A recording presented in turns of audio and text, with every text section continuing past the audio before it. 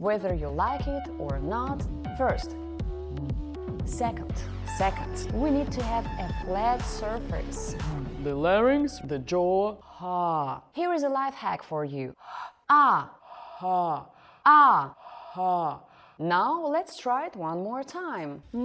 Today I'm going to share with you one more exercise that will help lower and deepen your voice. This practice is great because it very quickly opens up your voice. Whether you like it or not, the larynx is going to open. Just follow a few important technical rules.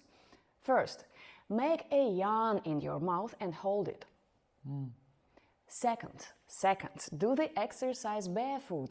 We need to have a flat surface under our feet. You should not be wearing any shoes that would elevate your sole. Socks or flat shoes will do. Sneakers and boots won't. Stand shoulders width apart, feel touching the floor. Breathe in through your nose and hold the yawn as long as you can, as if you are about to start singing opera. The larynx remains in the yawn position. The jaw is relaxed. Make a low ha sound and use your heels to push the sound out. Ha. Ha. Here is a life hack for you. To make your voice go even lower, start with a warming, barely noticeable sound and then move towards ah. Compare the two options. Ah, ah, and ha, ha. The second sounds lower and softer. Now let's try it one more time.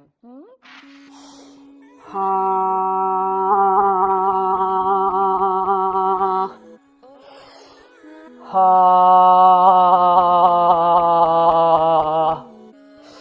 This exercise should take from 3 to 5 minutes. You bounce on your heels only, hold the yawn, And help activate the diaphragm, pushing your voice out of your body. Feel free to share your comments. Have you succeeded in this exercise? Thank you for your attention and interest in the voice. Sound your best and live your best with vocal image.